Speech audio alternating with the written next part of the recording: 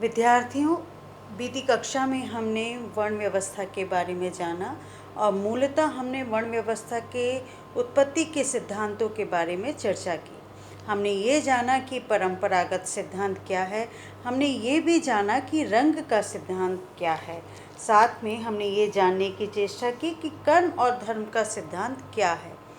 हमने सारे सिद्धांतों में मूलतः जिस बात को उठाया वो ये उठाया कि वर्ण का सिद्धांत जाति व्यवस्था से पूर्णतः अलग है, और इसी बात पर हमने कल चर्चा की थी गुणों के सिद्धांत की। मैंने आप लोगों को बताया था कि मूलतः भारतीय संस्कृति में 3 प्रकार के गुणों की बात की जाती है: सात्विक, तामसिक और राजसिक। अब मैंने आपसे, जैसे कि पिछली कक्षा में चर्चा की थी, कि मैं आपको बताऊंगी कि कौन सा गुण कौन सा व्यक्ति जब व्यक्ति विशेष अपनाता है या स्वीकारता है तो वो किस वर्ण का कहलाता है। तो मूलतः हम जब भी भारतीय परंपरा और वेदों की बात करते हैं या मनुस्मृति की बात करते हैं तो विशेषकर मनुस्मृति में वर्ण व्यवस्था के बारे में और वर्ण व्यवस्था से संबंधित जो वर्ण हैं उनके कर्तव्यों के बारे में भी काफ़ी विस्तार से चर्चा की गई है। तो आज मैं आपको मनु का उदाहरण देते हुए ये बताना चाहूँगी कि मनु ने जब उत्पत्ति सिद्धांत की बात की, वर्ण व्यवस्था की उत्पत्ति के सिद्धांत की बात की है, तो उन्होंने गुणों के सिद्धांत की भी बात की है। मनु कहते हैं कि जिस मनुष्य के स्वभाव में जिस गुण की प्रधानता होती है उसी के अनुसार उसे एक विशिष्ट वर्ण प्राप्त होता है। इस बारे में मैंने आपको कल भी बताया था कि जिस गुण की प्रधानता होगी उसी गुण का वो व्यक्ति, उस गुण की प्रधानता वाला व्यक्ति उस वर्ण विशेष का कहलाएगा। जैसे कि मनु कहते हैं कि ज्ञान सतोगुण का है प्रतीक होता है, अर्थात जो व्यक्ति ज्ञानी है ये मान के चले कि उसमें सात्विक गुण है, अज्ञान तमोगुण का तथा राग द्वेष रजोगुण के लक्षण हैं। तो आत्मा का निर्मल पक्ष जो प्रीति युक्त है, प्रशांत है, प्रकाश रूप है, वो सतोगुण है। जिसमें इसकी प्रधानता हो, अर्थात जिस व्यक्ति विशेष में इन गुणों की प्रधानता हो, वो अर्थात सतोगुण की प्रधानता हो, वो व्यक्ति अगर प्रीति युक्त हो, प्रकाश स्वरूप हो, प्रशांत हो, तो वो क्या कहलाएगा? क्या वो क्या माना जाएगा? वो ब्राह्मण माना जाएगा।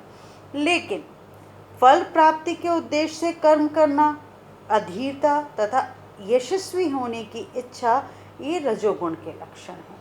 तो जिन व्यक्तियों में ये विशेषताएं पाई जाएंगी, कौन सी विशेषताएं?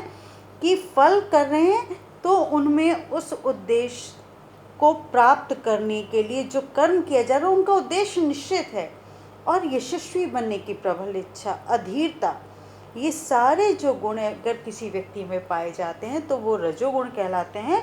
और ऐसा व्यक्ति क्या कहलाएगा? क्षत्रिय कहलाएगा। अब क्षत्रियों में इस गुण का प्राधान्य हमेशा से ही रहा है, इसलिए उन्हें शासन व्यवस्था, लोक रक्षा तथा शौर्य के कार्य भी सौंपे गए हैं। इस प्रकार सतोगुण क्या हुआ? ब्राह्मणों का प्रतीक हुआ, रजोगुण प्रधान क्षत्रियों का। वहीं जब वैश्यों की बात होती है तो तमो मिश्रित रजोगुण प्रधान व्यक्ति वैश्य कहलाता है, और तमोगुण प्रधान व्यक्ति, सिर्फ तमोगुण प्रधान व्यक्ति शूद्र कहलाता है। अतः व्यवहारिक दृष्टि से देखा जाए तो वर्ण व्यवस्था की उत्पत्ति में किसी को ऊंचा या नीचा स्थान देने के लिए नहीं, अपितु तो उसके गुणों के आधार पर उसके वर्ण को निर्धारित करने की बात कही गई है। अब यही बात मैं लगातार आप लोगों से दोहरा रही हूँ कि कल भी मैंने इस विषय में आपसे चर्चा की थी कि जो व्यक्ति जिस गुण का होगा, जिस गुण की प्रधानता होगी, वो गुण उसको व्यक्ति को प्राप्त होगा। और ये मान के चलें कि ये आवश्यक नहीं है कि आज मेरे भीतर जिस गुण की प्रधानता है वो मेरी आयु के 20 वर्ष के उपरांत भी उसी गुण की प्रधानता मेरे भीतर रहेगी, और अगर मेरे भीतर गुणों की प्रधानता नहीं रहती तो स्वाभाविक तौर पे मेरा वर्ण भी परिवर्तित हो जाएगा। ये गुणों का सिद्धांत कहता है। इसके संबंध में एक बड़ी दिलचस्प सा उदाहरण दिया जाता है, और वो उदाहरण है महाभारत का। महाभारत में धर्मराज युधिष्ठिर से जब जल देवता ने पूछा ब्राह्मण कौन है, तो उन्होंने इस उत्तर में धर्मराज से कहा, जो सत्यवादी है, आप बात को ध्यान से सुनिएगा, जो सत्यवादी है, जो दानी है, जो दयालु है, जो क्षमाशील है, जो चरित्रवान है, जो दूसरों के प्रति सहानुभूति रखता है और जो तपस्वी है, वही स्मृतियाँ, जो भारतीय संस्कृति की एक मूल निधि है, उसके अनुसार वही स्मृतियों द्वारा ब्राह्मण कहा गया है। उन्होंने आगे ये भी कहा कि यदि ये गुण किसी शूद्र में पाए जाएं तो वो शूद्र नहीं वरन एक ब्राह्मण ही हैं, और यदि किसी ब्राह्मण में इन गुणों का अभाव है तो वो ब्राह्मण नहीं शूद्र है। चलिए मैं इसे आपको समझाती हूँ। कैसे? मान लीजिए एक व्यक्ति ब्राह्मण है, ब्राह्मण गुणों के आधार पर वो ब्राह्मण कहलाया जा रहा है। अब उसमें कौन कौन से गुण हैं? वो क्षमाशील है, वो दयालु है, वो दानी है, वो चरित्रवान है, वो दूसरे के प्रति सहानुभूति रखता है। अब मान लीजिए कि उसका जो पुत्र है उसमें ये गुण नहीं है। उसमें कौन से गुण हैं? जिस प्रकार के गुणों की मैंने आपसे पहले चर्चा की कि वो किसी कार्य को करने या कोई लक्ष्य निर्धारित करके जब किसी कार्य को करता है, उसके भीतर अधीरता है, वो यशस्वी बनना चाहता है। तो ये गुण जिस उस ब्राह्मण के पुत्र के भीतर अगर हैं तो वो ब्राह्मण ना कहला के क्या कहलाएगा? क्षत्रिय कहलाएगा। और मान लीजिए कोई व्यक्ति शूद्र है, अपने गुणों के कारण उसके पास कौन से गुण हैं? तमोगुण हैं, परंतु उसका जो पुत्र है उसके भीतर सात्विक गुण हैं, सतोगुण हैं। कौन से गुण हैं? कि वो दयालु भी है, वो क्षमाशील भी है, वो चरित्रवान भी है। तो ऐसा नहीं होगा कि वो शूद्र का जो शूद्र व्यक्ति है उसका जो पुत्र है वो शूद्र ही कहलाएगा, वो ब्राह्मण कहलाएगा। तो मूलतः जिस बात पर वर्ण व्यवस्था का दृष्टिपात है वो इस बात पर था कि जो व्यक्ति जिस गुण का होगा उस गुण के आधार पर उसका वर्ण सुनिश्चित होगा। इसे और मैं विस्तार से अगर आपको समझाऊं तो ये मान के चलें कि सात्विक गुण उन गुणों को कहते हैं जहाँ व्यक्ति स्वयं से परे समाज के बारे में सोचे। वो अगर अर्थ अर्जन कर रहा है तो वो उतना ही अर्थ अपने लिए धन एकत्रित करे जो उसकी जीविका को, उसके जीवन को चलाने के लिए पर्याप्त हो। उसके पश्चात उसके पास जो भी धन है वो समाज की सेवा के लिए, समाज के कल्याण के लिए अर्पित कर दे। वो झूठ ना बोले, वो सदैव सत्य का पालन करे, वो सदैव परोपकार करे। उसका जीवन मैं से पहले हम से शुरू हो। हम से शुरू मतलब समाज से शुरू हो। वो स्वयं के स्वार्थ के बारे में कभी ना सोच के समाज के बारे में सोचे। तो ये सारे गुणों की जब हम बात करते हैं तो वो क्या कहलाते हैं? सात्विक गुण। अब जिनमें ये गुण है वो ब्राह्मण कहलाएंगे। अब बात जैसे मैंने अभी थोड़ी देर पहले आपको समझाया कि मैंने पहले लक्ष्य निर्धारित कर लिया, उस लक्ष्य के अनुरूप मैं अपने कार्यों को कर रहा हूँ और मेरे भीतर अधीरता है, धैर्य की कमी है।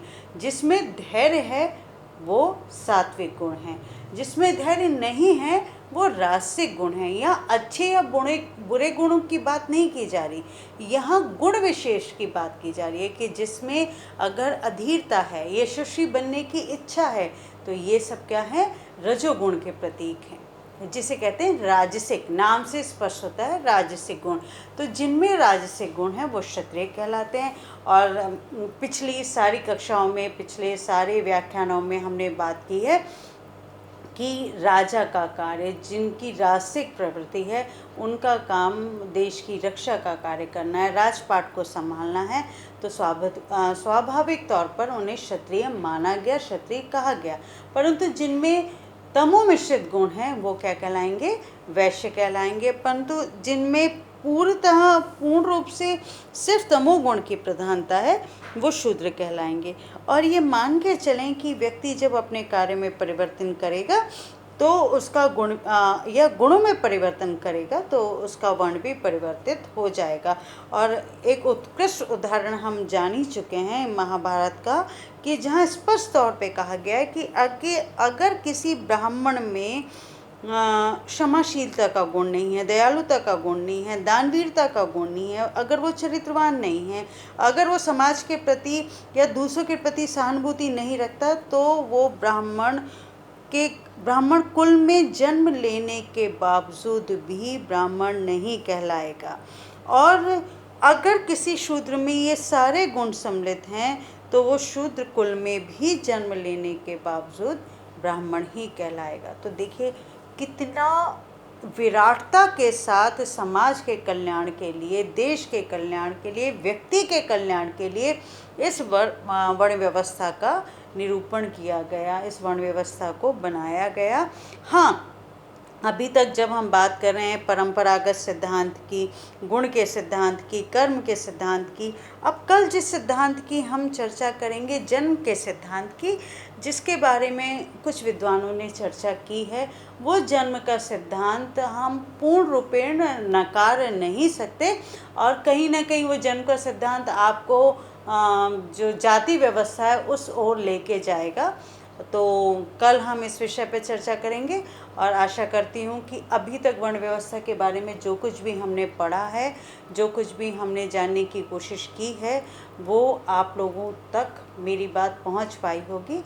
और फिर भी मेरा आपसे निवेदन है कि अगर आपको लगता है कि आपको कुछ नहीं समझ में आ रहा, तो आप बेझिझक कमेंट बॉक्स पे अपने प्रश्न डालिए।